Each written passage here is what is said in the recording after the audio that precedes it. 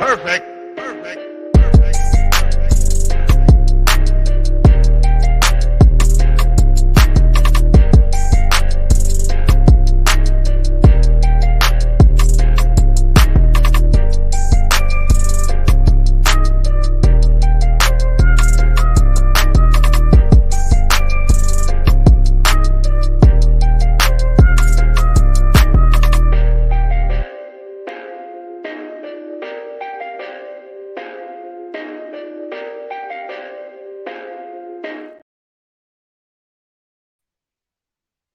All right, everybody, what's going on? And welcome to today's edition of SWAC Talk, the show we cover the SWAC inside and out.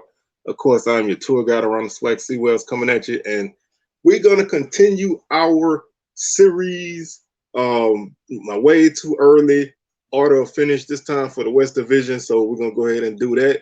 I'm going to just start off by saying, man, I'm quite sure most people ain't going to like this order of finish. Your team probably not as high as they should be. Maybe the other team is too high. But man, the West is a crapshoot. So you can put really other than number 6, you could put 1 through 5 in the hat and draw them however you want. Finishing 5th in the West don't necessarily mean you bad. It just means that you're not the top of the fray. So don't worry about it. Like I said, as things change into the fall, when I do my official order of finish after media day, then maybe your team will rise and your rival will fall. Who knows? But before we do all of that, man, y'all can go ahead and check out the socials. Like I said, they're on the screen as usual. Facebook is SWACTalk, Instagram SWACTalk, Twitter SWACTalk76. So make sure y'all hit those up. Also, check out channel. Since you already here, go ahead and subscribe to the channel if you haven't done so already. If you have, man, thank you very much. Hit that like button. Definitely hit that like button and hit that notification bell to be alerted to when the videos drop. And feel free to comment and let me know, what you think about this order finish. What I got, what you think I got right, what you think I got wrong.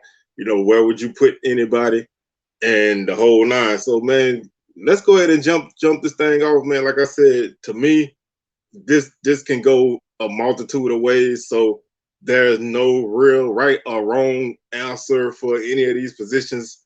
Somebody had to finish in some spot. I couldn't do a 5-way tie for first or whatever. So, somebody's going to have to finish in a certain spot.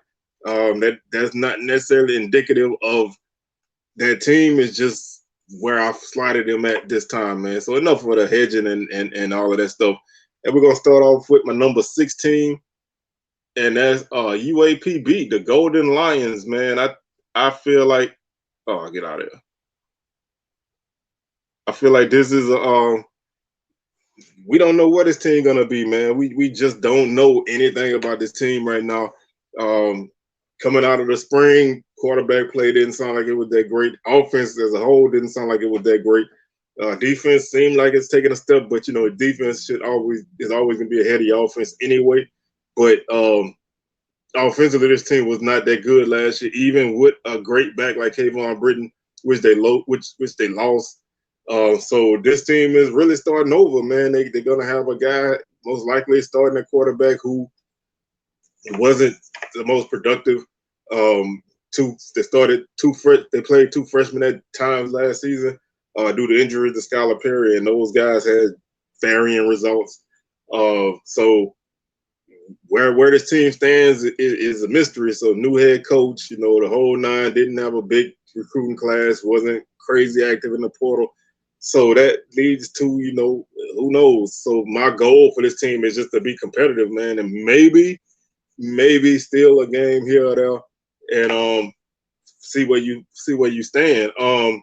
I will say this before I run through their schedule, man. This team has a really good home schedule. If you're looking for home games to attend in the Pine Bluff area, you got it. They have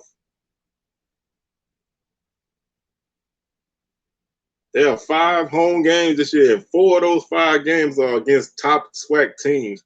So you really can't beat that. So that's a good look right there. But they open up their schedule going to Tulsa on August 31st, which is Thursday. Saturday, September 9th, they play Tennessee State in the Southern Heritage Classic. They open up their home slate on September 16th against Miles College. They get they get Alabama A&M on the road after that. And then they open up their home SWAC slate against Southern on September 30th. They got a bye week on October 7th. Then they go to Valley on the 14th. They get Alcorn at home and Jackson at home in back-to-back weeks, October 21st and 28th, respectively. November 4th, they're at Prairie View. November 11th, they get Grambling at home. And they close out their regular season November 18th against Texas Southern on the road. So as you can see, they get Southern, Jackson, Alcorn, and Grambling at home. That's a really good home slate. A tough home slate, but it's a really good home slate. So, you know, you got at least got an opportunity to get some fans in the stands. Now, where your wins are gonna come from right now, sitting here today, I can say 2 wins at this point. You got Valley, probably the only SWAC win unless you upset somebody, and Miles College, which is still gonna be a tough game. You know, Miles is always gonna be a tough team to play. And Valley is no slouch at home, so you know there's not necessarily a guaranteed win on this slate. So I mean, worst thing is this team. If things go wrong, this team could win one game or 0. I figure they're gonna be in that 1 to 2 win range. But like I said, as we get closer to the season, I'll make that prediction a little bit more clearer. But just not a lot of things coming out of that camp that gives me enthusiasm for the season. So I'm really just wondering, where they're going to end up and how they're going to end up there. Can they be competitive? Like I said, that to me, that's the goal for the season, is to be competitive and let the chips fall where they may after that. So Pine Bluff was number 6, and that was probably my easiest choice out of all 6 teams in the West. After that, you like I said, you could put 1 through 5 in a hat and pull out the order however you want it, and I wouldn't disagree with it. So with all that being said, I got Grambling at number 5. This team, they showed some flashes in that spring game. Miles Crawley should be the quarterback moving forward.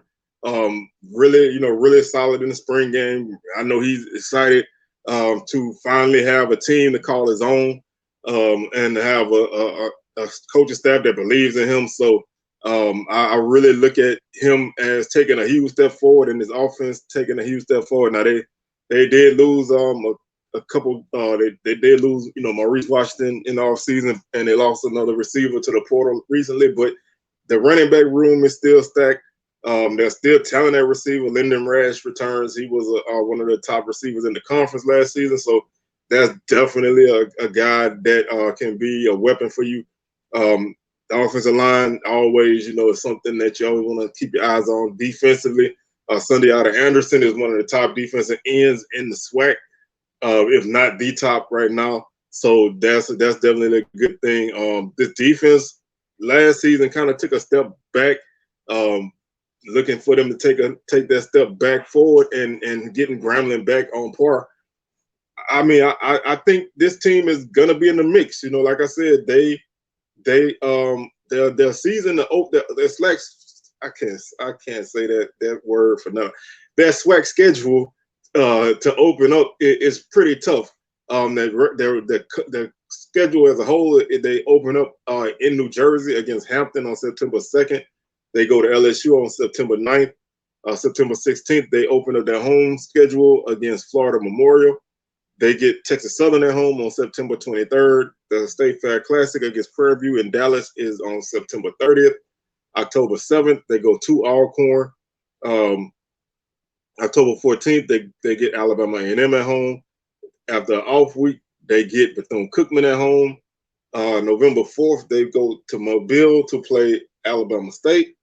November 11th, they're at Pine Bluff.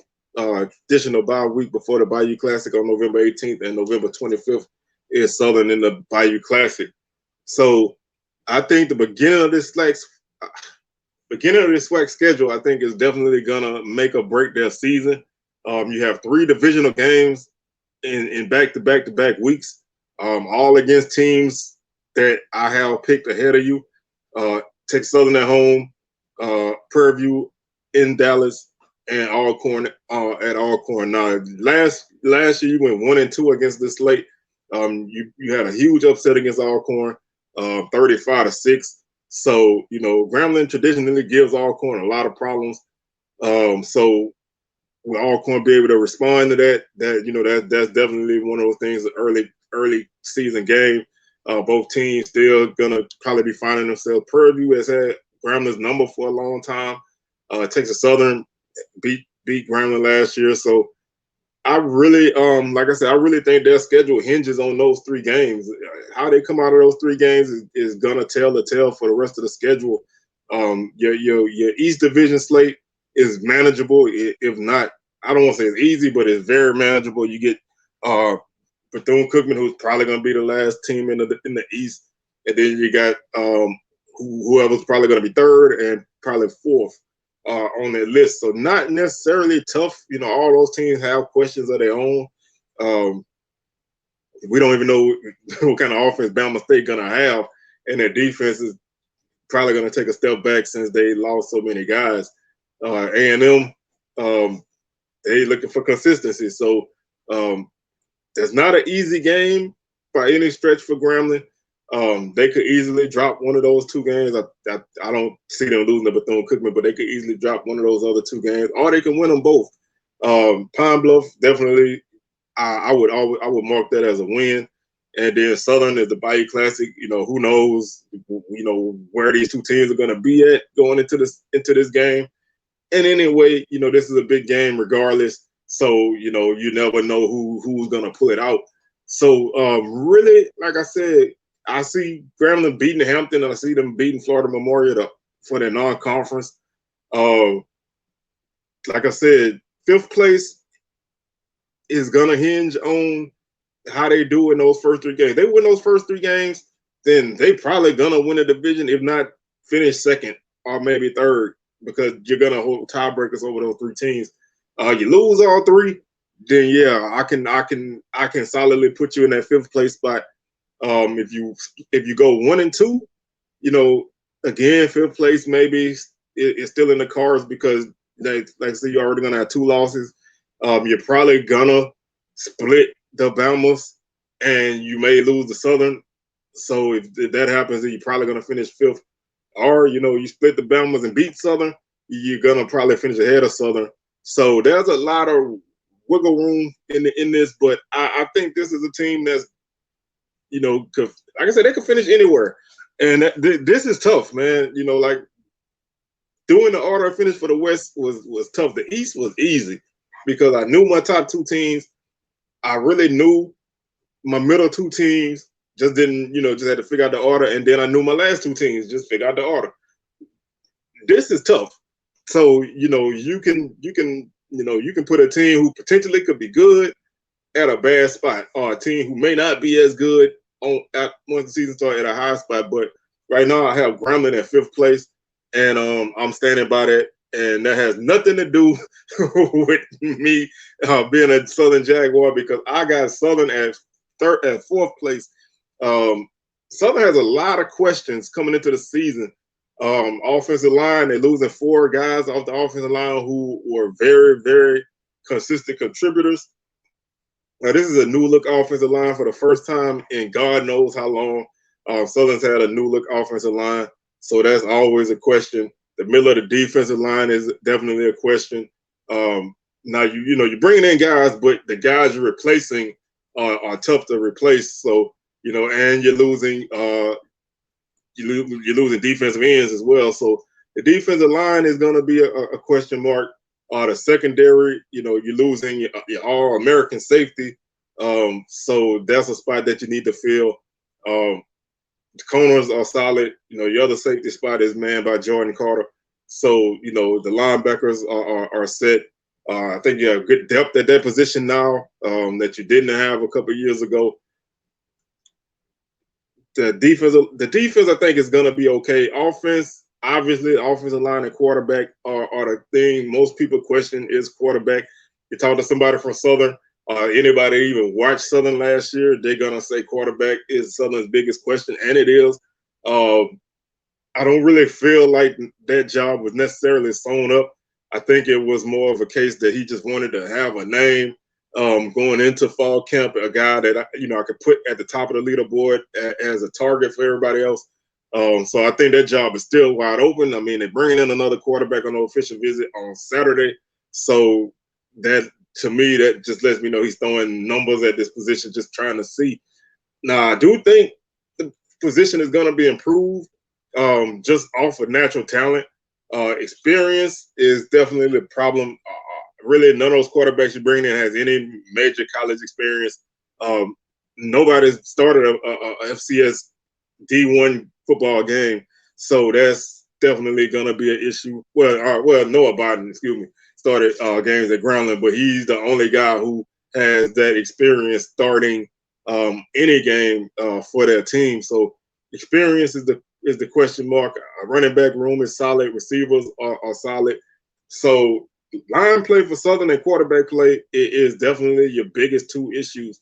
And that's why I put Southern in this spot, because they can finish anywhere. If the quarterback play is good, then this team is going to be good, because I think the offensive line, they have the talent. I think the line will gel by mid-season.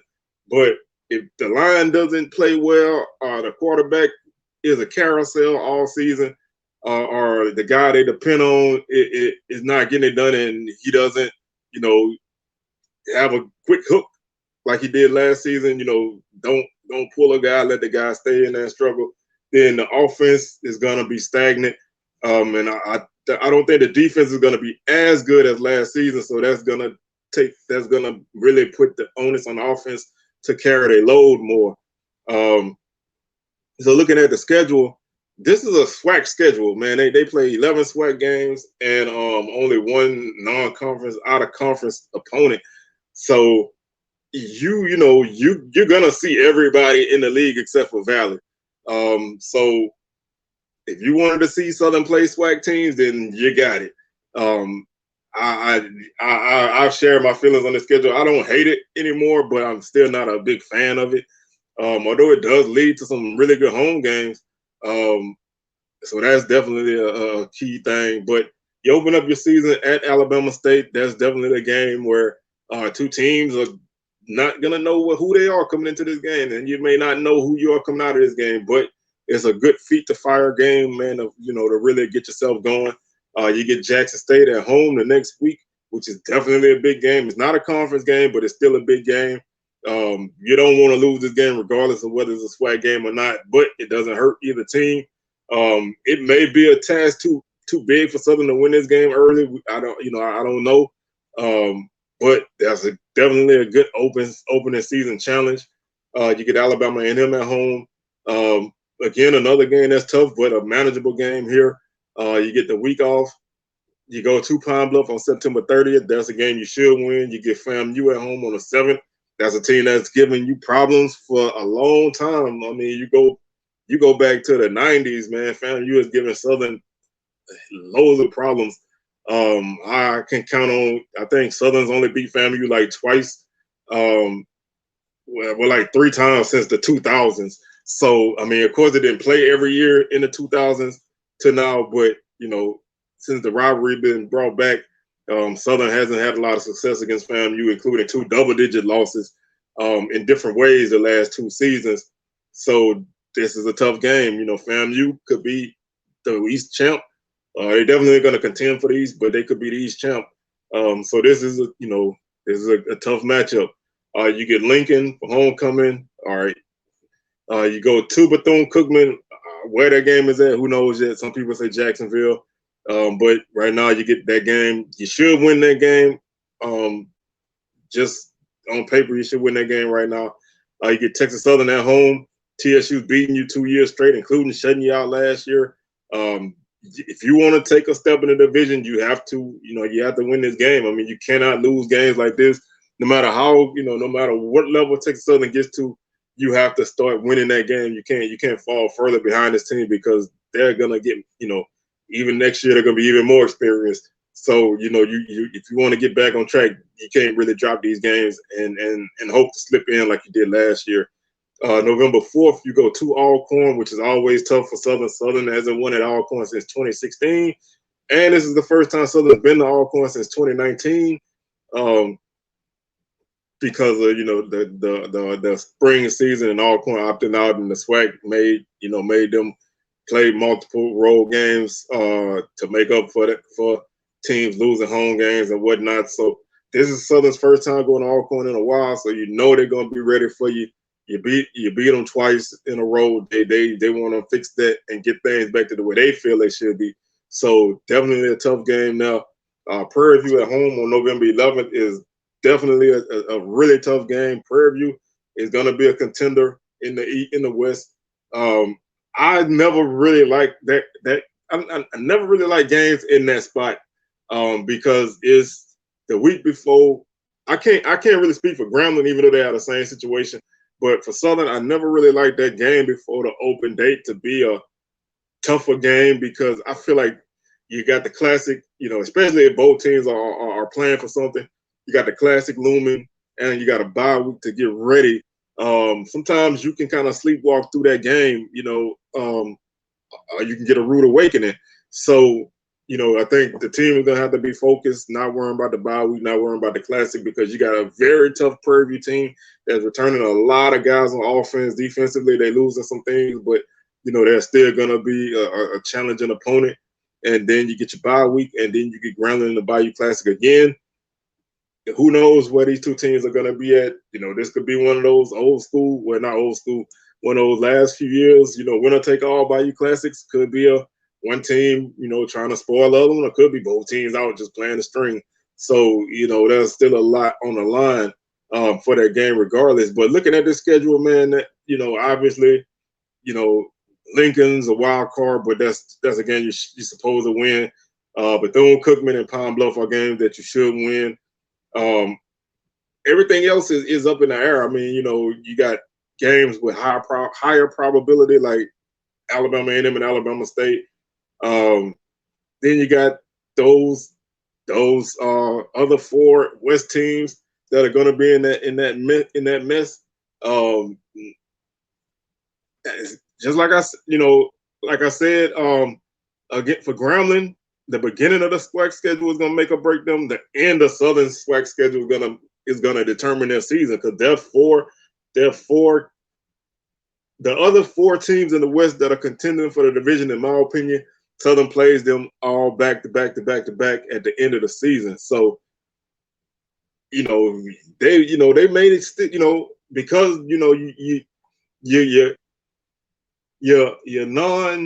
your early portion of the conference slate is Alabama A&M, Pine Bluff, FAMU, and Bethune-Cookman. So you can be at worst 2-2, because I don't think you're going to finish worse than that with those four games. If you beat Alabama A&M, you're probably 3-1. It's hard for me to say they're going to beat FAMU, because Southern ain't beat FAMU in a long time, and I don't feel confident in this team right now to say that. So you come out of this at 3-1, then you find yourself in the mix going into the Texas Southern game, and that game is going to set the table. Like I said, you win against these teams, you get the tiebreaker. You lose, you fall behind. You don't really want to be in that situation like you was last year, where you need a lot of miracles, because I don't really see that happening in back-to-back years. So the last four games of Southern schedule are going to dictate. But it's a challenging schedule because of the SWAC schedule, but it is not necessarily, to me, the best schedule out there. So that's why I got Southern at fourth place, because somebody had to finish fourth. And that takes me to our third place team, which is Texas Southern. I really went back and forth on putting them higher. I know some people are gonna have them at number one. Some people are gonna have them at number two. I think they lost some guys on defense that I think are gonna impact them.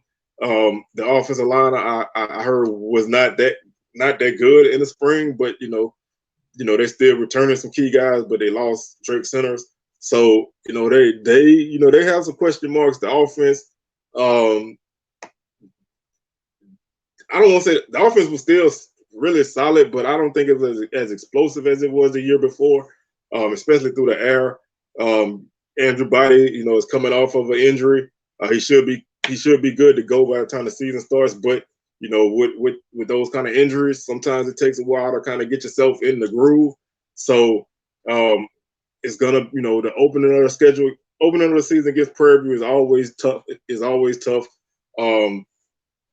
You have to win that game, man. I mean, we said it last year. You came up short, but you have to win this game because nobody wants to start their season 0-1 in conference. And the way the division is this year, you cannot afford to lose a lot of games early. I mean, I can honestly see this division champ having 2 or 3 losses because I just don't see anybody head and shoulders above anybody else. So it could be a messy situation at the end, and you need to have those tiebreakers in your pocket. And that means winning a game against a team like Prairie View to open up the season. You get 2 FBS games back-to-back weeks to go to Toledo on September 9th. You get Rice on September 16th.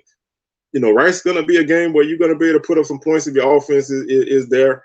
So you could look good in that game offensively. You get Grambling on the road on September 23rd. So you get 3 straight road games. Three of your 4 games to open up the season on the road. Then you come home for Lincoln on September 30th. You get a bye week on the 7th. October 14th, you get Bethune-Cookman in Daytona. October 21st, you get FAMU at home. October 28th, you go to Southern. November 4th, you go to Jackson State. November 11th, you get Alcorn, and you close out your schedule with Pine Bluff on the 18th. So obviously, you got 2 tough SWAC games to open up your schedule. You got Prairie View and Grambling, one at home and one on the road. So those are gonna be crucial games. I mean, you're gonna really find out where your team is after the first month of the season in conference play. FAMU is gonna be a tough matchup. You should beat Bethune-Cookman. Then you get a tough run of you have a tough run after Bethune-Cookman. You get FAMU at Southern, at Jackson, and Alcorn. That should make a break slot because depending on how you do against Prairie View, if you drop that game and then you drop the Grambling game, where you already have 2 losses and you really can't afford to lose very many more games, and you're gonna drop at least 2 of those games in this mix. Now, if you win a lot of these games, then this team is for real. But this season, their schedule is broken up their conference schedule is broken up into 2 chunks. Well, not really chunks, but two segments. You're opening 2 games. That's a life of its own. You win both of those games, you're in great shape going into the Boca Conference play. If you split those games, you're still in good shape. If you lose both those games, you're in a tough way early. So that's a good indication of where you're probably going to be at after those first 2 games.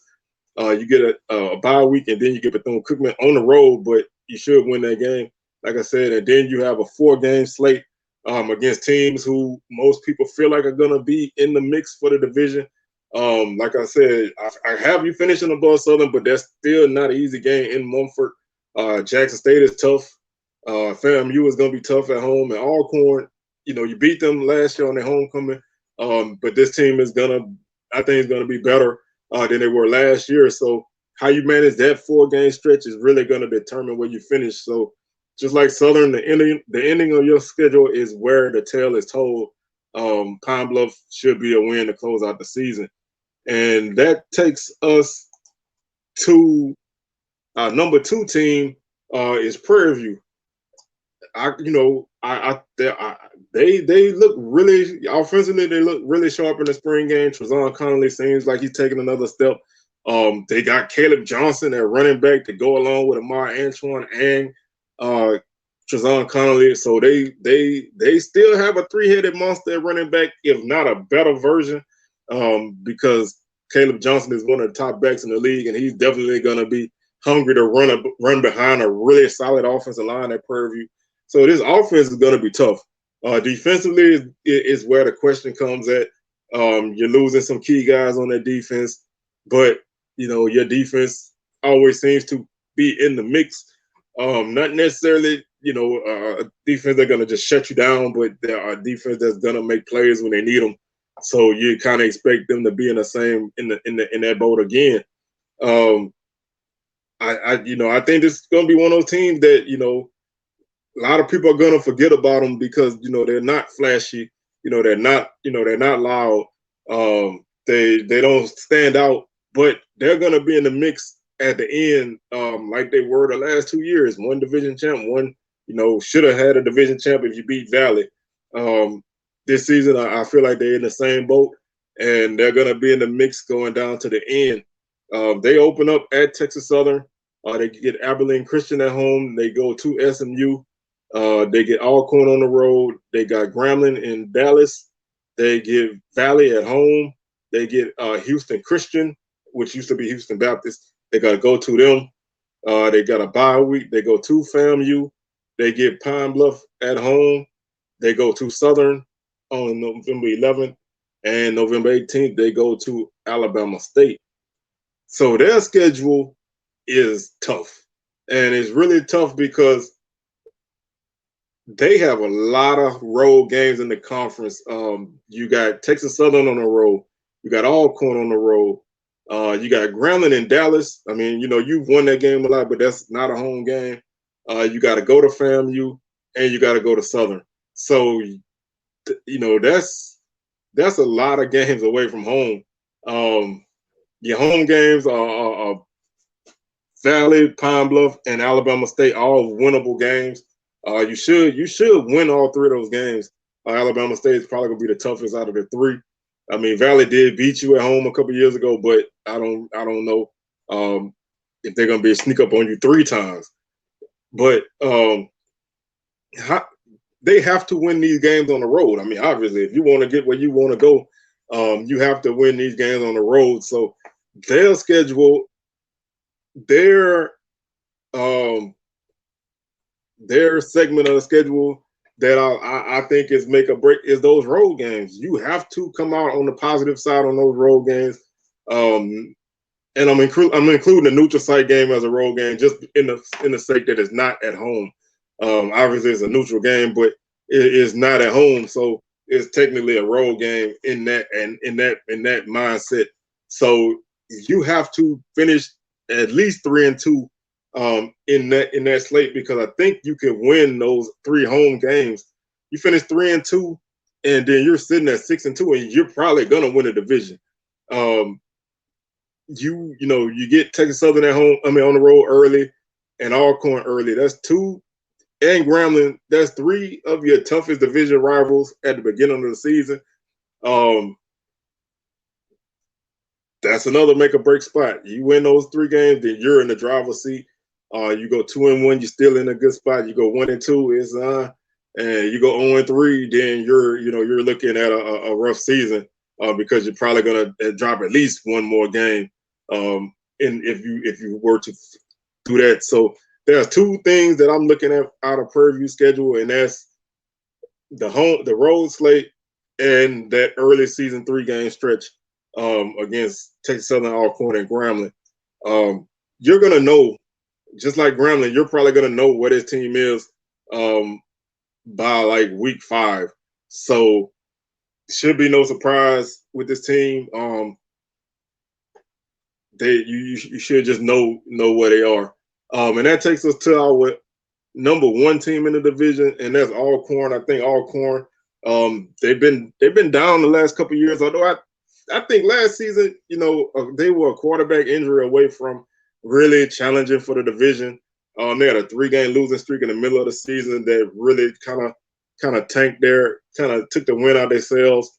Aaron Allen got hurt, and then you tried to just go on with Howard carrying the offense, but you need a passing game, and it just wasn't there. But still, even with that, you gave Jackson State a hell of a battle, and you beat Prairie View even in that same situation.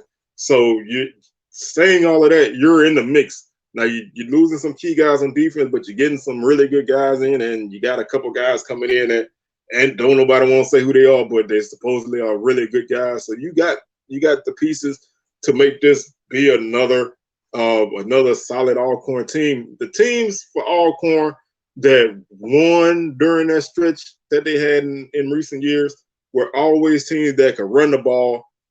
They could throw it, but they were run first. You know, they had guys who were big time wide receivers. Lee Charles Pringle definitely was one of those guys. But you had those weapons to pass the ball to, but the run game was the key because Alcorn is a physical team. And last year they had that physicality on both sides of the ball, which I thought was missing in 21. The physicality was back, and I think it's going to be back this season. So that's the main reason why I feel like Alcorn is my number one team, because they can run the football. Prairie View can run the football. Texas Southern can run the football. Southern, if the offensive line is solid, they can run the football. All five of those teams can run the football. But I think obviously Texas Southern got the best quarterback out of their five. But on paper, Macon is supposed to be a very good quarterback. He looked, reports said he looked really good in the spring game. So if he is as advertised, then I think that's the difference maker for these teams, because all of these teams can run the football. And three of these teams have questions at quarterback in terms of who's going to start. Well, I'll say two, because I think Miles Crowley going to start unless something crazy happens. But Alcorn, they open up at Southern Miss. They on September 2nd, September 9th, they go to Stephen F. Austin. September 16th, they get McNeese. You beat McNeese last year. You sacked the hell out of their quarterback, sacked him 10 times. So, I appreciate that, beating McNeese and ending their 12-game winning streak over the SWAC. Stephen F. Austin, you had a really good chance until your special teams kind of shot you in the foot in the second half. Those two games are games that, if you play well in those games, that's going to really propel you into the conference slate. You open up at home in conference play against Prairie View. You go to Alabama State, you get Grambling at home. So you get two of your four competitors in the West at home to open up the schedule. You get Palm Bluff and Valley back-to-back weeks. You get Texas Southern, and Jackson State to close out the season. So again, you break this one up into two chunks. Prairie View and Grambling. Alabama State's a wild card because it's in the Gump. It's a wild card, but I think that's a game that you should be favored in. Prairie View and Grambling, two tough games, but they both at home, and your home slate in conference play is actually pretty solid. You get Southern, Grambling, and Prairie View at home out of that 5-team mix, and Valley as well. So you got a good opportunity to have a very good record at home. You're closing out the season with 3 tough games, though. You win 2 out of those 3, you're in great shape, and depending on how those first 3 games go, you're probably gonna win the division. If you lose those games, then you're gonna miss out. So Alcorn is gonna be able to make up. They're gonna be able to, if they win, they're gonna be able to stretch some ground between 2 of their competitors early, and then you got a chance to close the door on some people late in the season. So I think this is a challenging schedule, but it's broken up in a couple places, and you're gonna see where you stand after that. Like I said, in the end of the schedule, you have 3 tough games and 2 less tough games. So you should finish on a solid note. A lot of this all hinges on how your quarterback plays. I mean, he has talent, but he doesn't have any starting experience, so that's gonna be your biggest issue.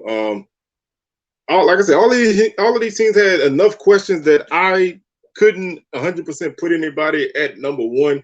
Somebody had to finish number 1. I put Alcorn in that spot. I just like Alcorn when they got a physical team, and I think they're gonna be that again. And I think that's one of those things that keeps them in the mix in conference play. So that is my order of finish for the West. Get out of here. That's gonna, you know, that's my order of finish for the West. Really, really, really crazy division. Don't know exactly how it's gonna go, but I wanted to try my hand at it. We'll be back tomorrow with a live edition of SWAC Smoke, 6 p.m. Central, 7 p.m. Eastern. We're making our way to 100 episodes. Tomorrow will be episode number 90. I'm gonna sit down and calculate out when the 100th episode is, and we're gonna pop bottles and have a good time. So with that being said, man, y'all make sure y'all hit that subscribe button, subscribe to the channel, like the video, and hit that notification bell. Hit the socials, and I'll holler at y'all on the rebound. Peace.